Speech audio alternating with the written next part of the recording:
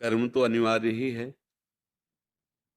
पर तस्मात् शास्त्रम प्रमाणम ते कार्या अकार्यो व्यवस्थित। हमारे शास्त्र जो प्रमाणित करते हैं कि आपके लिए ये कर्म उचित है और ये नहीं करना चाहिए। अगर हमें ये ज्ञान हो जाए और फिर उस कर्म को हम करें और उस करते हुए कर्म को भगवत सामर्थ्य से कर रहे हैं और भगवान को समर्पित कर दें, तो कहीं भी कोई भी युग हो, कोई भी हो, वो निश्चित परमानंद को प्राप्त हो जाएगा। केवल कर्म 2 प्रकार के होते हैं, शुभ और अशुभ। शुभ कर्मों से जो स्वर्ग आदि लोक हैं उनका भोग भोग के फिर मृत्यु लोक में आता है। अशुभ कर्मों से नरक आदि भोग कर फिर नीच योनियों में जन्म लेता है। लेकिन हमारा मानव जन्म शुभ अशुभ से मुक्त होने के लिए मिला है, अर्थात ऐसे कर्म करने के लिए जो हमें भगवान की प्राप्ति करा दें। वो भगवद अर्थ कर्म कहा जाता है। भगवान को समर्पित करने के उद्देश्य से किया हुआ हर कर्म भगवत प्राप्ति के योग्य हो जाता है।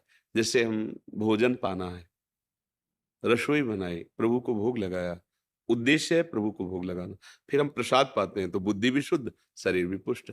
अब हम कोई व्यापार करते हैं, उससे धन आएगा, धन से भोग आएगा, ठाकुर जी की सेवा होगी और पत्नी पुत्र परिवार जो है वो ठाकुर जी ने दिया है उसकी सेवा करेंगे, पर धर्म पूर्वक कमाया हुआ धन। अधर्म पूर्वक कमाए हुए धन का भगवान को भोग नहीं लगता और परिवार स्वस्थ और बुद्धिमान नहीं होगा। परिवार में कलह, अशांति और बुद्धिहीनता फैल जाएगी। तो धन तो कमाना है, कर्म तो करना है, पर योग युक्त होकर के, अधर्म युक्त होकर नहीं करना है। अब ना तो शास्त्रों का स्वाध्याय कोई कर रहा है, क्योंकि 8-10 बजे तक सोना है, अब कब शास्त्रों का स्वाध्याय करें? भाई शास्त्र स्वाध्याय की तो वृत्ति तब जागृत होगी जब आप ब्रह्म मुहूर्त में जगें, शौच स्नान करके थोड़ा गुरु मंत्र या नाम आदि जपे, फिर थोड़ा शास्त्रों का स्वाध्याय किया, तो दिन भर के लिए बैटरी हमारी चार्ज हो गई, बुद्धि हमारी शुद्ध हो गई, हमको क्या करना है क्या नहीं करना। देखो, पहले उठ करके माता पिता वयोवृद्धों के चरणों में माथा नवा करके भगवद स्मरण करके बच्चापन से सिखाया जाता था अपने लोगों को। कराग्रे वस्ते लक्ष्मी कर मध्य, सुबह सुबह से भूमि के चरण छूना, माता पिता के चरण छूना।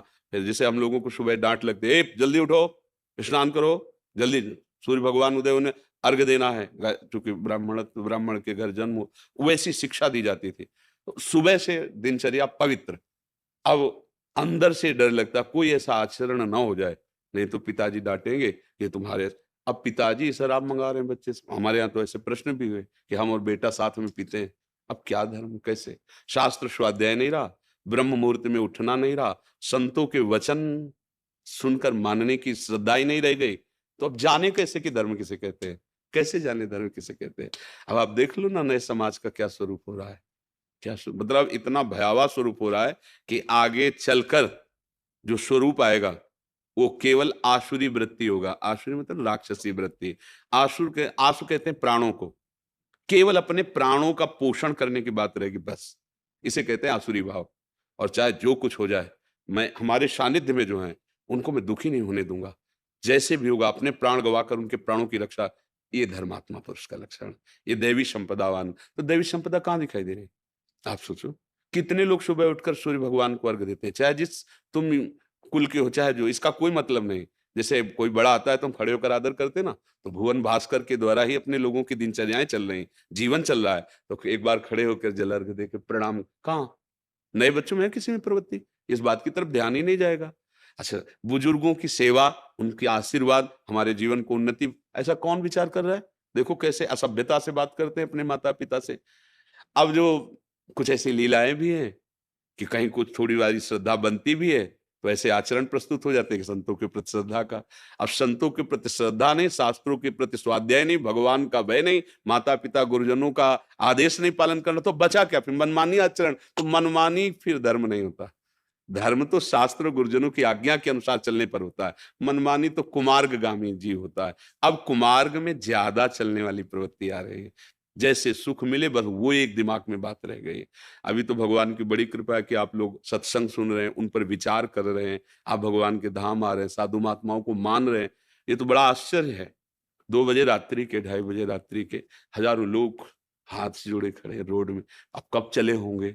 तो मान लो अपनी कुटिया से निकले 2:30 बजे, खड़े, तो कब चल, मतलब अभी धर्म की मान्यता है, एकदम नहीं गई। लेकिन अब जो पीढ़ी तैयार हो रही है, इसमें हमें संभावना कम नजर आ रही है क्योंकि इसमें मनोरंजन की ज़्यादा प्रधानता है और मनमानी आचरण करके सुखी होने की भावना है। बिल्कुल बहुत हानिकार। तभी तो कह रहे हैं कि काम बना लो तो बना लो, अवसर है। नहीं, आगे ऐसा समय आएगा कि अवसर नहीं है, नहीं अवसर है। अब आप आहुति नहीं दे सकते, यज्ञ नहीं कर सकते, आपके पास घी नहीं है। आप कहोगे हम टीन खरीद लेंगे, पता नहीं किस कोटि का अपवित्र है, कुछ पता नहीं। शुद्ध घी मिलना, शुद्ध दूध मिलना, शुद्ध जौ धान्य मिलना, शुद्ध मंत्र बोलने की योग्यता रखने वाला आचार्य मिलना, ऐसा नहीं कि नहीं है, पर प्रायः दुर्लभ है। यज्ञ गई। अब हम ध्यान कर सकें, शरीर इतना विषयी है कि अब शरीर में सामर्थ्य नहीं कि आप 1 घंटे ऐसे बिना हिले डुले आसन में बैठ सकें, क्योंकि उसके लिए शरीर को स्वस्थ होना अनिवार्य है और वीर शक्ति होना अनिवार्य है और एकाग्रता अनिवार्य है। तो ध्यान भी गया, यज्ञ और ध्यान। अब जो पूजा है तो सामग्री कौन सी, क्या पवित्र सामग्री। अगर एक फल भी लेते हो तो केमिकल लगा हुआ है, वर्षों सुरक्षित रह सकता है। क्या मतलब क्या कर सकते हैं। तभी हम चीख चीख के कहते हैं राधा राधा बोलो, राधा राधा, दूसरा कोई साधन नहीं है। आप राधा राधा बोलोगे ना, भगवान नाम लोगे ना, जहां हो, जैसे हो, जो भी हो, जो भी गलती है सबका सुधार हो जाएगा। श्री जी बड़ी कृपालु, प्रिया जी बड़ी करुणामयी है, वात्सल्य समुद्र हैं। हम लोगों की गलतियां क्षमा करके हमें भगवद आनंद की प्राप्ति हो सकती है। एक ही उपाय है, गोस्वामी जी भी अनुभव करके कहते हैं, कलयुग केवल नाम आधारा, सुमिर सुमिर नर उतरे। एकमात्र आधार नाम है, नाम। जितना नाम जप लो वही तुम्हारी बुद्धि शुद्ध करेगा, वही सब बात संभाल देगा, और कोई आशा भरोसा दिखाई नहीं देता है। न जितेंद्रियता है, न एकाग्रता है, न प्रसन्नता है, नाक में गुस्सा भरा हुआ है। जरा सी बात पे एक दूसरे को खा जाने की चेष्टाएं हो रही, कहाँ कहाँ भावनाएं रह गई। देखते हैं पास में कोई किसी को मार रहा है, वो निकल रहा है, वो बिल्कुल नहीं बचाने की चेष्टा कर रहा है, बिल्कुल नहीं। हमने देखा कि एक गाय एक बच्चे को मार रही है, 8-10 लोग ऐसे खड़े वीडियो बना रहे हैं। तो लगा क्या मनुष्यता है, उस बच्चे को गिरा के वो रौंद रहे, और ये मनुष्य, और वो अपने अपने ऐसे खड़े हैं। तो लगा क्या यार, मतलब बुद्धि क्या हो रही। दौड़ के अगर 10 दौड़ पड़े तो दौड़ने मात्र से वो भयभीत हो जाएगी, बस वो। लेकिन नहीं, एक वीडियो बना रहे हैं, वीडियो बना रहे और खड़े हैं, और वो चिल्ला रहे हो, मार उसको अपने सींग से ऐसे ऐसे मार। क्या मनुष्यता रह गई है। पराई बहन बेटी को कोई, आप वहीं से निकल रहे हैं, आप हो सकता है कि आप वीडियो बना ले जरूर, पर आप उसको बचा नहीं सकते। मतलब कैसी हमारी मानसिकता हो गई। एक आदमी एक्सीडेंट हुआ पड़ा है, तड़प रहा है, हो सकता है कार से शीशा नीचे करके वीडियो बना के निकल जाओ, लेकिन उसे उठाकर अस्पताल तक पहुंचा, कोई बिरला ही भाव रह गया है। तो अब नाम जप करे, यही एक हमें रास्ता नजर आता है। नाम के द्वारा सब मंगल हो जाएगा, सब हमारी त्रुटियां संभल जाएंगी। बकाया धर्म क्या है, अधर्म क्या है, इसका ज्ञान प्राप्त करने के लिए जो चाहिए वो योग्यता नहीं रह गई है। बताओ, मांस खाओगे, शराब पियोगे, गंदे आचरण करोगे, बेविचार आदि, तुम ये जान पाओगे धर्म किसे कहते हैं। उसके लिए बुद्धि चाहिए। बुद्धि तो तुम्हारी अपवित्र है, कैसे पा। तो राधा राधा जपो, बुद्धि पवित्र हो जाएगी। क्या धर्म है अपने आप में स्फुरित होने लगेगा। नाम में बड़ी सामर्थ्य है। अब हमें एक ही सहारा दिखाई देता है, प्रभु के चरणों का आश्रय लेकर नाम जपना। जो धर्म पूर्वक चलने की वृत्तियां हैं वो सब नाम से आ जाएंगी।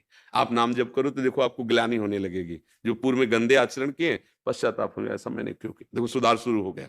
आगे जो गंदे आचरण करने का उत्साह है, वो नाम ऐसी जलन पैदा करेगा कि हो सकता है आपकी वृत्ति ही ना बने कि मैं ऐसा करूं। ऐसा लगेगा नहीं नहीं, अगर नाम जप नहीं हो रहा तो उत्साह हो रहा गंदे आचरण करने का, नाम जप हो रहा तो जलन बढ़ने लगेगी। अगर जलन बढ़ गई तो सारे विकार नष्ट कर, जैसे आग में मटकी तपा दी जाए तो रस रखने योग्य हो जाती है, ऐसे ही हृदय जलन से निष्पाप हो जाता है। पर वो बात मान ले, धैर्य पूर्वक नाम जपता है, और तो अब मुझे नहीं दिखाई दे रहा, और कोई भरोसा आशा नहीं नजर आ रही है कि आगे हम कोई धर्मानुष्ठान कर सकें। एक ही है, उठते बैठते चलते फिरते, अपवित्रता अपवित्रता जैसी भी स्थिति हो, तुम नाम जप करो, राधा राधा।